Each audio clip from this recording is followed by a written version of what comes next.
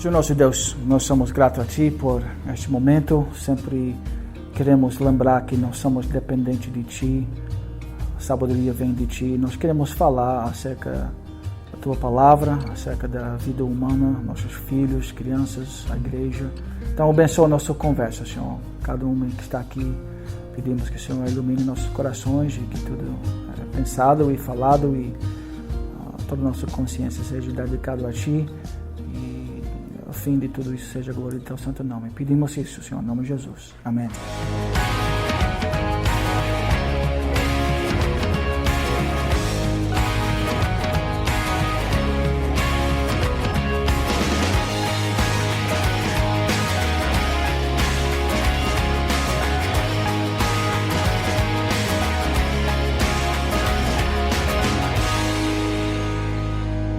Seja bem-vindo a mais um podcast aqui do Conversa de Impacto. Eu sou Gabriel CBO e nesse dia eu vou estar tendo a oportunidade de conversar com uma pessoa que eu admiro muito, que é o pastor Douglas Lehmann. Vocês acabaram de ouvir ele orando para a gente começar esse podcast e pedindo para que Deus nos ilumine mesmo a mente para que a gente consiga trazer com sinceridade e verdade os princípios do reino, os princípios que Deus deixa muito claro na sua palavra. E para deixar muito claro, você deve ter visto que o português do pastor Lehmann é um pouco diferente, porque ele é americano, ele é missionário aqui no Brasil e por bastante tempo ministrou aulas como professor do Seminário Presbiteriano do Norte, que fica aqui em Recife, o SPN.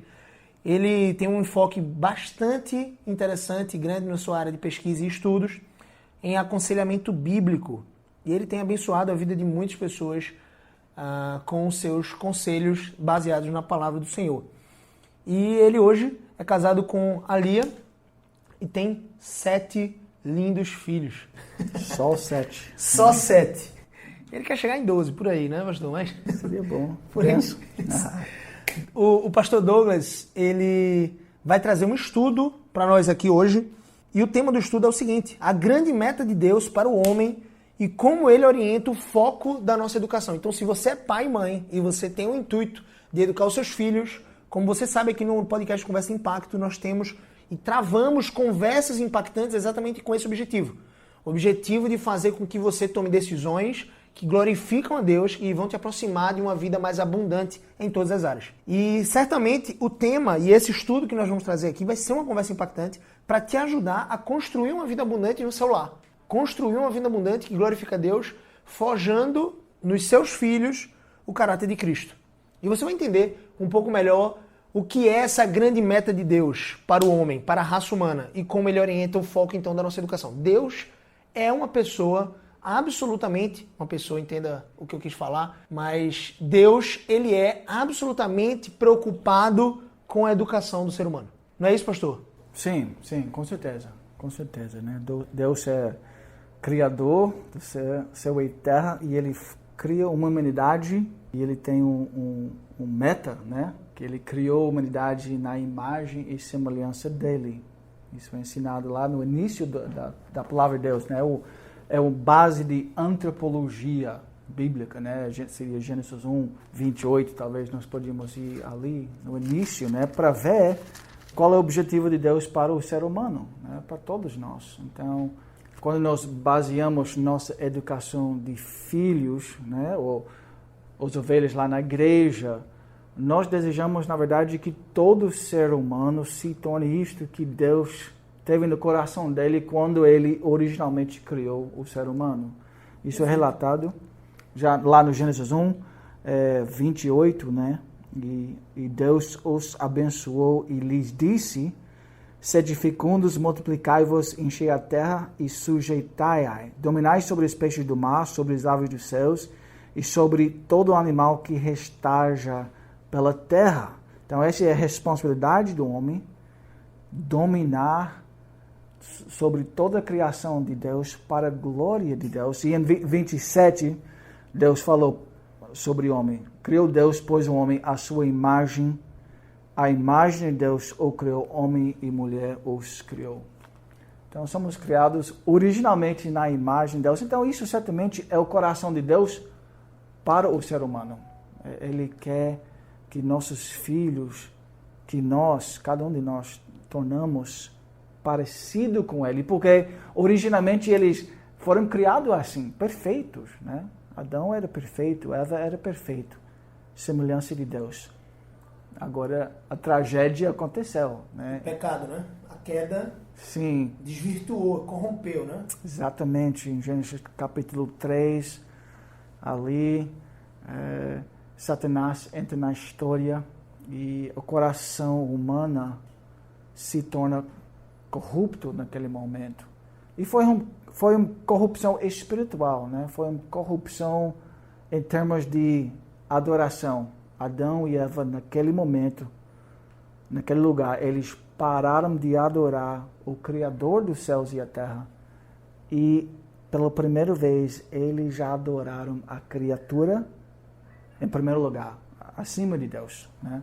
Isso é exatamente o que o apóstolo Paulo explica em Romanos 1, né, sobre qual é o problema básico do ser humano. É um problema de adoração.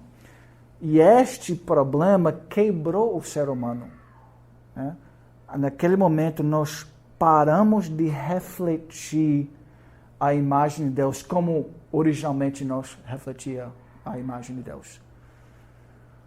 Graças a Deus, Deus é um Deus de misericórdia e graça.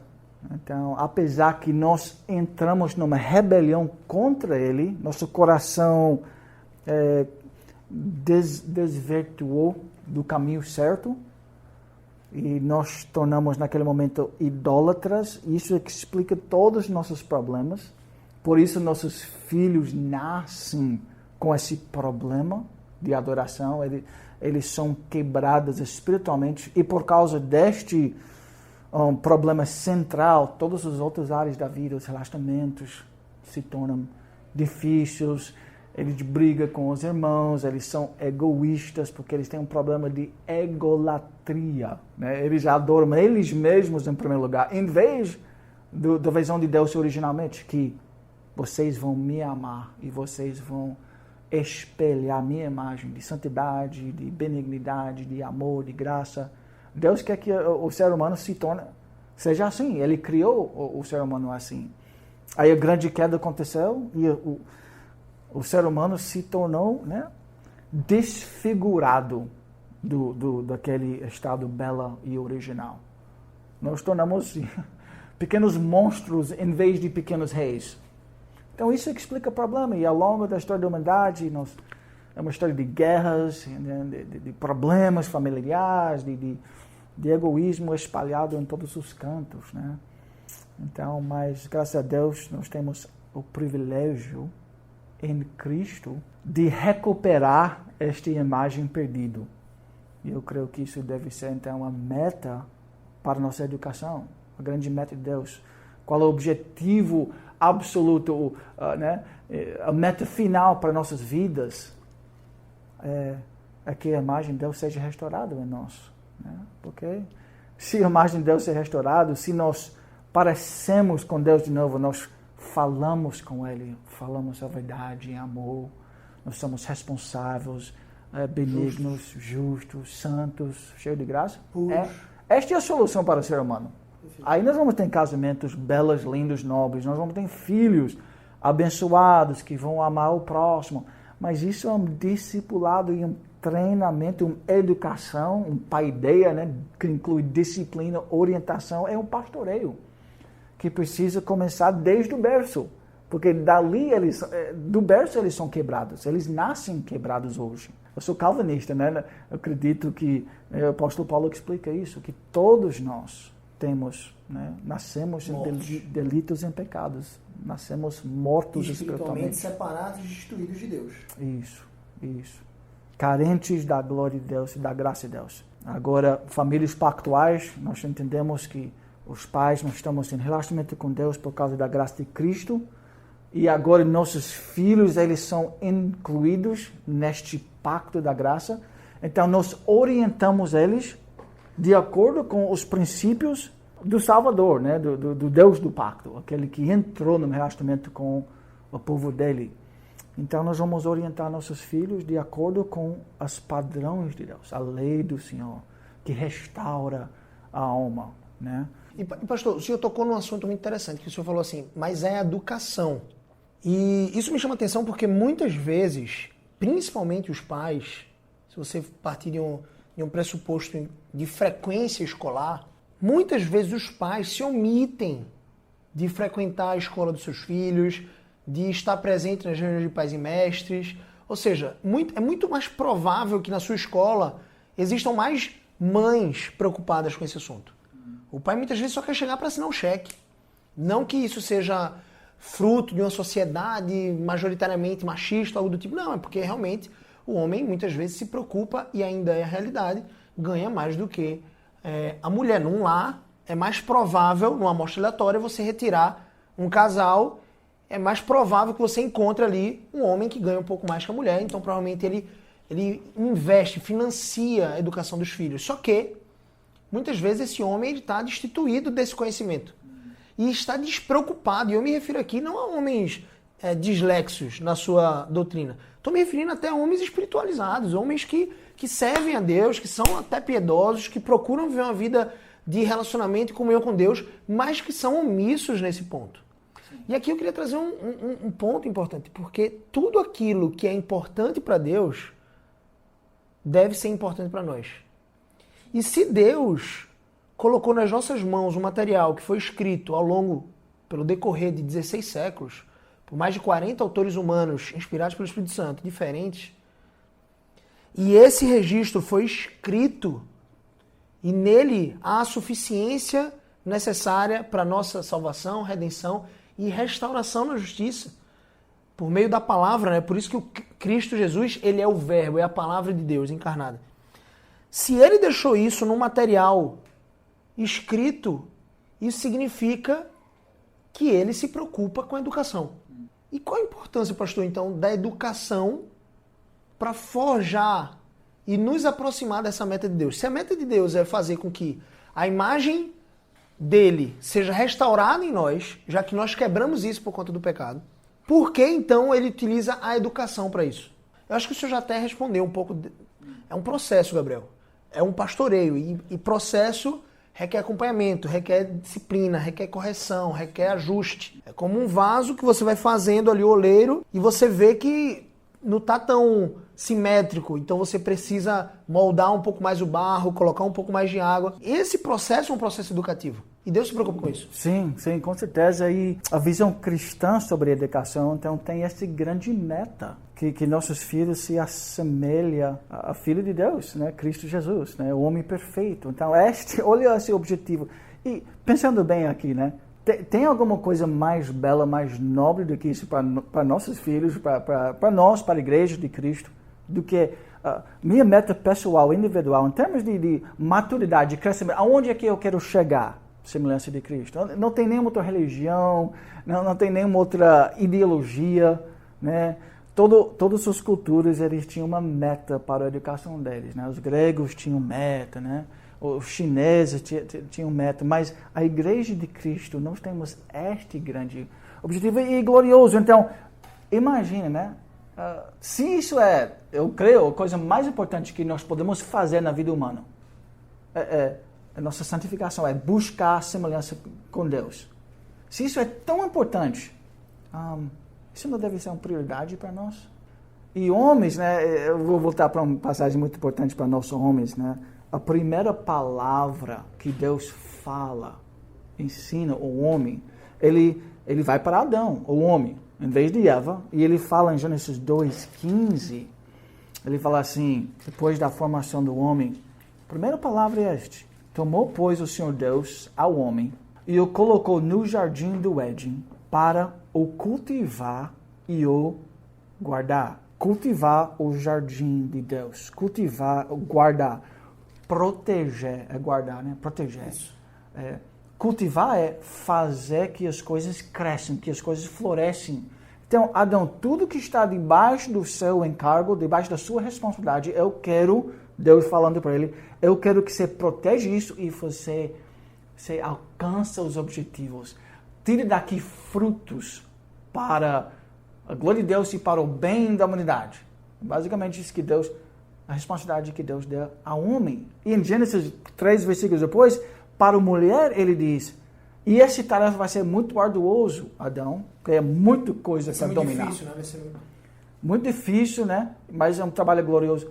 E você não vai conseguir fazer isso sozinho. Então, eu vou providenciar para você uma auxiliadora que lhe seja idônea. Uma esposa, né? Que vai ajudar, auxiliar você nestes grandes objetivos, em todos os sentidos da vida. Você são uma só carne, a esposa vai te ajudar, mas o responsável para fazer que isso aconteça em nossas vidas é o homem, é o líder, é o pastor do lar, é o marido. Este é a responsabilidade masculina. E nós queremos fugir disso, né? Isso. Nós queremos dizer, não, a responsabilidade não é minha, a responsabilidade é da escola. A responsabilidade é da escola dominical, é da igreja. Ou isso é coisa de mulher, é coisa da minha esposa. Isso é muito Deixa que ela problema, vai para... né? Mas olha como nós estamos negando nossa responsabilidade tão bela. E isso não significa meramente que Adão tinha que cuidar das cabras e dos peixes e dos florestas e tal. O que estava ali no jardim, o que era mais importante para ele, era a família dele, que Deus colocou uma mulher ao lado dele. Claro que filhos iriam nascer dali, Gênesis 1:28. Ele quer que vocês tenham muitos filhos. Então, Adão cultiva, protege a família, o coração. Faz que eles crescem de acordo com a minha vontade, que eles frutificam. Então, imagina isso. Um esposo amando a esposa, tem um amor conjugal bela, onde tem amor sacrificial, liderança, submissão, respeito mútuo, amor, né? Alegria, tendo domínio sobre todas as coisas. É uma imagem bela e né? O que pode ser mais importante do que isso? Então, homens, muitos, nós somos remissos. Por quê? Nós só interpretamos ou achamos que nossa responsabilidade é meramente financeira. Se eu cuido do parte financeira da casa, aí eu posso mandar meu filho para uma boa escola, etc, etc, etc. Mas a coisa mais importante ali não era meramente de dominar empresas e, né, e trabalhos e chamados, mas era para construir corações que refletem a imagem de Deus. O senhor até menciona nesse estudo, só para vocês terem ideia, pessoal, eu pedi para o pastor Douglas fazer e mencionar esse estudo, porque não sei se você tem esse costume, mas aqui na igreja nós nos encontramos praticamente todas as sextas-feiras num grupo de casais e famílias que se reúnem para estudar a Bíblia sobre algum aspecto da vida humana, um aspecto prático. E nessa oportunidade, o pastor Douglas trouxe esse mesmo estudo que a gente está apresentando e eu decidi compartilhar, solicitar humildemente e gentilmente, ele cedeu para que a gente pudesse compartilhar esse conhecimento que é tão rico, tão incrível, que impactou tanto a minha vida naquele dia lá. Eu fiz algumas anotações, enfim, e com vocês. E foi muito interessante porque o pastor, até no final, ele diz assim, e aí eu vou fazer quase que um spoiler desse estudo já. Ele diz que corações têm peso eterno. Então Deus nos chamou, homens e mulheres, para constituirmos imagens e semelhanças perfeitas de Cristo. Cristo Jesus como varão perfeito, como homem perfeito, como ser humano perfeito, sem falha, em nenhum segundo sequer da sua vida ele deixou de cumprir algum dos mandamentos perfeitos de Deus. E por ter cumprido todas essas coisas, ele alcançou o patamar de Senhor sobre todas as coisas. E esse mesmo Senhor nos dá a graça e o chamamento para que nós nos tornemos mais parecidos com o seu Filho. Então, se o pecado ele desfigura, é como se fosse um espelho que é quebrado na nossa frente, e ele desfigura essa imagem, o nosso trabalho aqui nessa vida vai ser reconstruir essa imagem. E esse trabalho, esse esforço, requer tempo, dedicação e, sobretudo, investimento. Investimento de energia, investimento de sede por conhecer novas coisas, por aprender. E se você está aqui, de alguma forma você já está de parabéns, que você está querendo aprender mais. E eu achei muito interessante porque os corações que são forjados para serem imagem e semelhança de Cristo, no caso dos nossos filhos, já que o tema é falar sobre educação de filhos, eles têm um peso de eternidade, um peso de ouro muito maior do que constituir um legado financeiro, um legado de trabalho, um legado de potencial que você possa desencadear no seu corpo, nas suas finanças, no seu trabalho, aonde for. Então, esse é o peso de ouro e tem um grande grau de importância. Agora, pastor, de onde é que vem essa ideia de a meta de Deus para o homem é que sejamos parecidos com Cristo? Além, claro, do texto de Gênesis. Então, o texto de Gênesis aponta para isso, mas tem um outro texto que eu acho que o senhor mencionou, que é o de Colossenses. Colossenses 1, 27 e 28. Deixa eu ler também Romanos capítulo 8, né, que isso é bem claro e é um texto que quase todos nós temos decorado ao longo da nossa vida, né? O apóstolo Paulo escrevendo, e ele fala aqui acerca da razão de nossa... Por que Deus escolheu o povo dele? Predestinação é a doutrina, né? E versículo 29 de capítulo 8, ele responde a esta pergunta. Porquanto aos que de antemão conheceu, também os predestinou para serem conformes à imagem de seu Filho, a fim de que ele seja o primogênito entre muitos irmãos. Ou seja, a finalidade foi para que fôssemos a imagem do nosso irmão mais velho, né? O primogênito. Isso. Então, que nós tornamos uma família de Deus, que tem um pai perfeito, tem o grande filho que é Jesus Cristo, e ele deve ter muitos irmãos que parecem com ele, que agem com ele. Imagina se nossas igrejas estavam cheias dessas pessoas, nossas famílias estavam cheias dessas pessoas, e que tinha em cada lar um homem que sabia exatamente isso. Este é nosso foco. Isso é prioridade número 1. Glorificar a Deus através desta transformação e educação, pastoreio do lar. Esta é a minha responsabilidade como homem primariamente. Eu tenho, graças a Deus, um ajudante ao meu lado que também reconhece esse grande e nobre objetivo, mas isso tem que ser passado para meus filhos, eles têm que entender isso. Se nós tivermos escolas onde tinha diretores e donos e professores, né, que também tinham esta mesma visão, aí você tem pastor lá na igreja que tem esta visão, presbíteros, diáconos que têm esta visão. Então, todo mundo naquela comunidade da fé está exemplificando este mesmo objetivo. Aí nós estamos crescendo. Isto que vai abençoar, tipo, uma nação inteira. Quando tem igrejas, famílias, líderes, isso começa com o homem, né? Recebendo esta visão. Começa num lar. Começa no lar. Pode ser lá no Iapoque ou no Chuíce, né? Enfim. Sim. Pode ser no 50º andar de um prédio, de um edifício que for, sim, mas começa ali, no lar. Sim, ou pode ser grande prédio, sim, ali no Nova York, ou pode começar na favela mais pobre que existe no Brasil. Isso equilibra todo mundo. Porque um homem rico ou um homem pobre, né, mesmo objetivo. Então, um pobre que exemplifica o característico de Cristo, ele é bela, ele é um bênção. Então, isso que nós precisamos, né? Isso modifica até a nossa cultura. É uma régua de equidade. Isso é uma verdadeira reforma, né? E nós precisamos disso nos nossos dias. E o berço disso é uma educação verdadeiramente cristã, né? Um paideia, um treinamento, um discipulado, um pastoreio, né? E isso tudo começa ali com o pai. A responsabilidade cai nos ombros do pai. Quando Eva desobedeceu, no primeiro momento, Deus vai atrás de quem? Adão, onde você estava? Quer dizer, você estava remisso na sua responsabilidade. Né? Então, essa é uma ideia, né, bíblica que os homens, nós precisamos capturar isso e reconhecer que, olha, nós vamos ter que ir à guerra. Contra o mundo, contra a carne, contra o diabo, contra o meu próprio coração. E eu tenho que exemplificar isto. E isso é nossa... Eu preciso de você me encorajando, você precisa de mim, porque nós vamos ser falhos, né? Esse meta é perfeição, então nós vamos ser falhos nisso ao longo da jornada. Mas esse é o objetivo que nós norteia. E é o objetivo de Deus, era o objetivo do apóstolo Paulo, você mencionou Colossenses 1, 28. Então, por isso, no ministério dele, né? Você tem o texto ali? Tem. Você pode ler? Se você está com a sua Bíblia aí, abra em Colossenses, capítulo 1, versículo 28 e 29.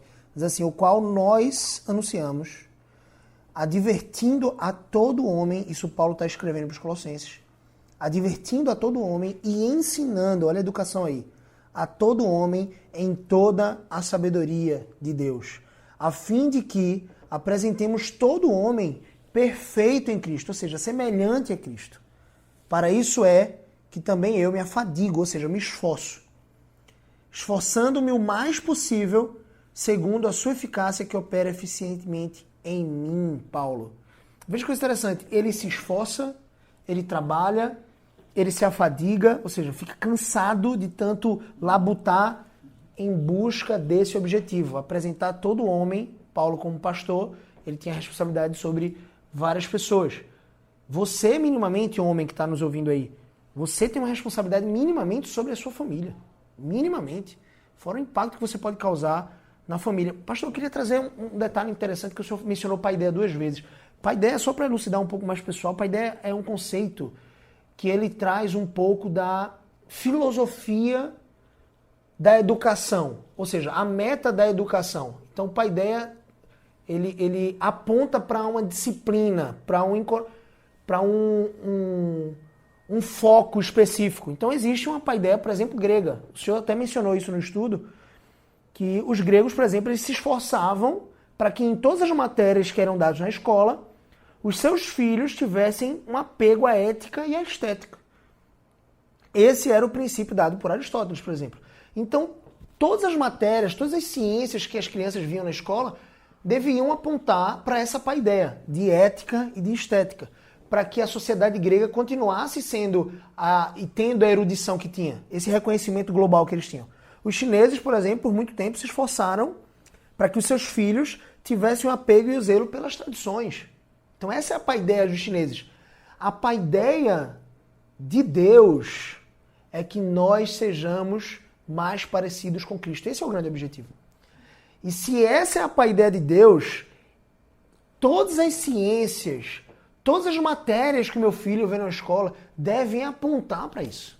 É claro que isso não é tão fácil e prático, porque a maioria das escolas elas não ensinam isso. Por isso que a importância de você, inclusive, e a responsabilidade, eu estou entrando na área da minha esposa, Andressa Oliveira, ela é dona de uma escola cristã aqui em Aldeia, Pernambuco, Recife, e é uma escola cristã de educação infantil fundamental e bilíngue.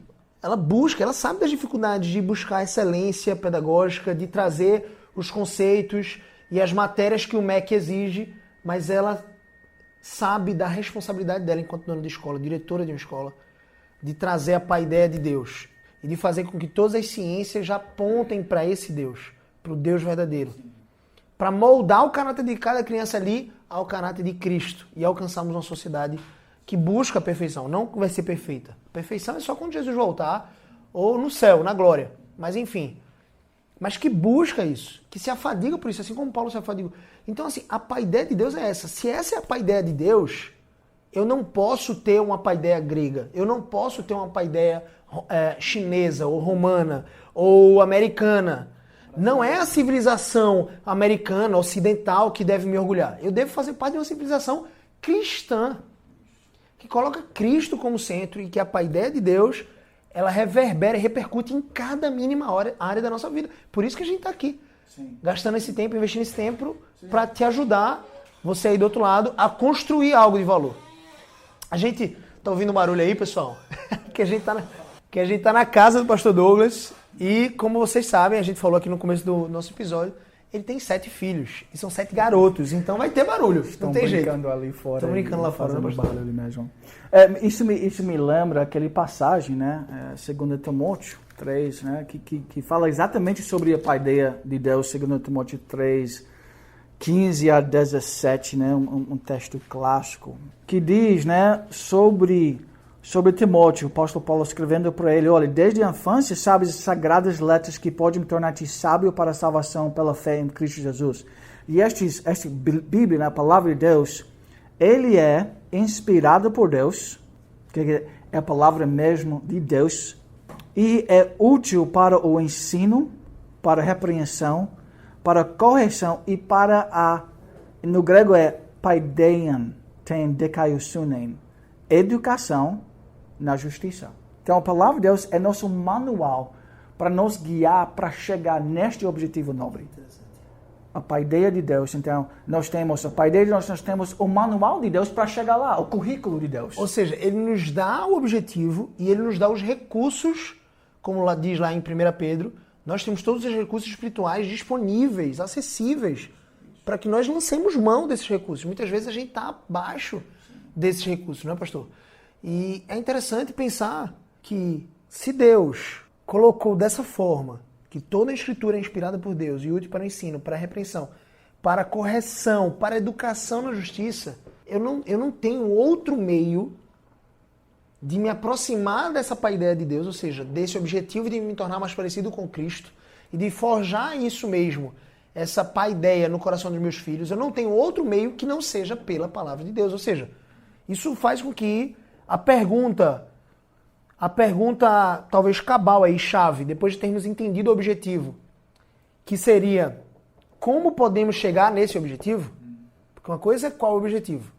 Depois que eu entendi qual é o objetivo, agora eu preciso saber como chegar, foi resolvido aqui nesse texto de 2 Timóteo. Ou seja, nós temos um manual dado por Deus, não é isso? Sim, exatamente. E o próximo versículo diz, a fim de que o homem de Deus seja perfeito e perfeitamente habilitado para toda boa obra. Então, se nós desejamos que nossos filhos, que nós mesmos, a Igreja de Cristo, o povo de Deus, né? Se nós desejamos que eles sejam preparados para fazer boas obras, todas as coisas boas, falar bem, né? ser bons pais, bons homens, bons mulheres, a palavra de Deus é suficiente para guiar eles até aquele objetivo, piedade, né?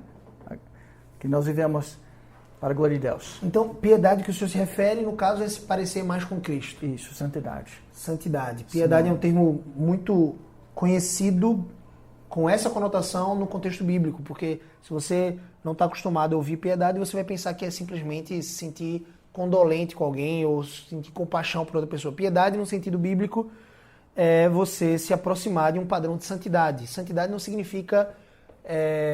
ou santificação não significa que você vai ser perfeito. Você vai ser falho, mas você está na jornada de deixar para trás as coisas que deveriam ficar para trás, já que você teve um encontro com Cristo. Aquilo que ele odeia e que você ainda pratica deve ser abandonado. E você deve se preencher de novas obras. É o despojar-se do velho homem e o renovar-se no novo homem, né? Que se renova com o caráter de Cristo. Ou seja, você vai deixando as velhas obras, as coisas que Deus odeia.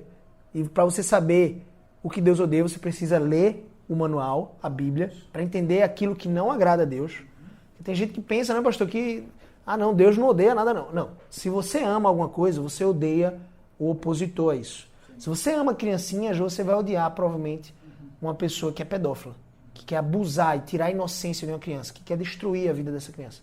Provavelmente você vai odiar o pedófilo, se você ama uma criança. Então Deus, ele odeia um padrão de pecado. Ele odeia o que Satanás fez. Ele odeia a desobediência. Então, para você entender o que você precisa deixar e abandonar, você precisa ler, estudar as Escrituras. Você precisa contar com pessoas mais maduras para te ensinarem, inclusive te encorajarem, te ajudarem a vencer isso, porque é um processo. E esse processo de vencer essas velhas coisas e se renovar nessas novas obras, coisas que agradam a Deus, se aproximar dessas coisas que agradam a Deus, praticando elas na sua vida, aí sim você está na jornada de santificação. Isso aí. Um bom resumo disto, né? Então, a Bíblia tem demonstrado para nós o objetivo final. A imagem de Deus sendo restaurada na vida de nossos filhos, no corações dos nossos amados. O objetivo. Nós temos o manual, né? A Bíblia é suficiente para nos guiar a chegar até ali. Vai corrigir quando estamos errados, vai ensinar. Então, ele é o manual suficiente. E o processo, né? Você acabou de mencionar. Que Efésios capítulo 4, né? E outros textos, Colossenses também ensina isso. E ao longo da Bíblia, nós recebemos essa instrução. Que nós devemos, ao longo de nossas vidas, despojar o velho homem, o velho natureza, a carnalidade, o pecado. Sacrificar tudo aquilo e viver, revestir com santidade a lei do Senhor. Então, aí a Bíblia é completa em todos os sentidos. Agora, se cada indivíduo conhecia isto, estava sozinho, né, no interior do coração, lutando em prol deste prática, né? deste santidade, despojando o velho e revestindo com o novo homem que é Cristo em nós. Cada indivíduo está fazendo. Imagina isso. Aí cada pai sabia que isso era responsabilidade para ele mesmo, individualmente, mas também era responsabilidade para ele encorajar isso com a esposa e os filhos. Aí ele mandava, vamos dizer, para a escola aqui na aldeia, Eco Prime. Ele mandava os filhos lá. E os professores, todos, o elenco ali, também tinha essa mesma visão. Então o pai está entregando os filhos a um lugar que também tem a mesma visão. E eles vão se esforçar de fazer isso na própria vida, mas também instruir os filhos neste caminho. A igreja também estava fazendo isso, com os pastores, ensinando todo domingo, corrigindo, usando a palavra de Deus. Aí nós temos tela, né? Teia, uma camada, né? de reforços para ajudar a gente a chegar lá. Porque esse processo é muito difícil. Né? Santidade não é natural para nós. Nós precisamos buscar isso. Mas Deus tem dado a nós também as instituições apropriadas para que nós podemos chegar lá. Então, cada um de nós, nossas diferentes áreas e esferas da vida, nós devemos lutar em prol deste grande objetivo. Perfeito. Então, o processo é esse. Só revisando o que o pastor Douglas então disse. Precisamos então nos despojar do velho homem, as obras mortas que não agradam a Deus, nos afastarmos delas, que, enfim, representam o primeiro Adão, né? O homem que caiu, que pecou, e precisamos nos aproximar das boas obras, aquelas que Deus preparou de antemão para que andássemos nelas. Essas boas obras são as obras que agradam a Deus, nos aproximando disso, para então sermos revestidos dessas obras que se renovam em Cristo Jesus. Isso você vai encontrar lá em Efésios, capítulo 4, versículo 22 a 28, e também em Romanos 12, versículo 1 a 3. Então, basicamente, acho que o encorajamento, pastor, é a gente entender qual é a nossa meta, a meta de Deus para a nossa vida, individualmente e coletivamente, enquanto povo de Deus, entendermos como fazer e qual é o processo. Ou seja, através de quê? Sim, você vai ter que ler Bíblia e você vai ter que orar, papai. E se você está me ouvindo aí, você precisa buscar a Deus de todo o seu coração. Uma coisa que me marcou, que o pastor falou, acabou de falar, foi sutil e eu quero chamar todos os faróis da sua mente para isso, dando ênfase para isso. Eu quero que você preste muita atenção nisso. Santidade, se tornar uma pessoa que agrada a Deus, não é natural para nós. Nós não vamos fazer isso de maneira natural, intuitiva. Não é o que você acha do que Deus considera bom. É o que está na Bíblia. Algo irrefutável, algo que não balança. Se você está navegando num mar que é muito revolto, você provavelmente vai querer desejar ardentemente estar em águas tranquilas. Se você está no deserto, você vai desejar um cântaro com água, um poço, algo do tipo. Se você está num terreno como um pântano, você vai desejar não cair numa areia movediça. Se você estiver numa areia movediça, você vai torcer para existir algum galho daquelas plantas ali do pântano para você se agarrar. Então você precisa entender que, não sendo natural, você vai precisar se agarrar, buscar, desejar, ler a palavra, desenvolver um relacionamento mais íntimo com Deus e, portanto, orar, conversar com Deus. E é óbvio mencionar que você precisa de acompanhamento de pessoas mais maduras na fé. Você não é a cereja do bolo. Me permita colocar isso para você. Nós não podemos ter uma soberba histórica de pensar que nós somos o dono da razão, o dono de toda a verdade. Você não é. Só que existem mais de 2000 anos de história do cristianismo. Fora as tradições judaicas. Mas enfim, se você for pegar só os 2019 anos até aqui, quase 2020, você vai mergulhar em profundidade e profundidade que vão mostrar para sua alma o caminho que você deve seguir. E é claro, tudo que foi escrito por homens piedosos, homens que buscavam a Deus, precisa passar pelo crivo das Escrituras. Porque esses homens, tirando a Bíblia, esses homens que escreveram bons livros, podem ter cometido alguns deslizes teológicos. Então você precisa confiar em pessoas mais maduras, se aproximar de pessoas mais maduras. Eu sempre digo que nós somos a média das 5 pessoas com quem nós mais convivemos. Então, se você não tiver perto de você pessoas piedosas, pessoas que querem crescer na fé, pessoas que vão te encorajar a buscar mais a Deus, pessoas que vão te ajudar quando você cair, quando você errar, que vão repreender você, que vão te corrigir. Se você não tiver essas pessoas, você não vai se aproximar desse objetivo. Então, Deus nos fez sociáveis para isso, para que nós pudéssemos interagir, compartilhar, não só dificuldades ou ensinamentos, mas também compartilhar encorajamento, exortação. É isso que Paulo exorta, é isso que Paulo fala, que nós cresçamos em exortação mútua, para chegarmos a esse objetivo. Não é isso, pastor? Amém. Isso aí. Precisamos nos tornar humildes, né? Para ouvir a palavra de Deus. Somos dependentes de Deus. Nós não somos Deus, nenhuma criatura é Deus. É só Ele que é Deus. E Ele tem falado. É um Deus que fala, que explica, que dá explicações. Então, cabe a nós ouvir, obedecer, confiar e viver para a glória dEle. Pastor, eu fui muito abençoado. Tenho certeza que você aí do outro lado que está nos ouvindo também deve ter aprendido bastante aí com o pastor Doug Lehman. E eu ia pedir para o senhor terminar com oração. A gente começou com oração e a gente terminar orando.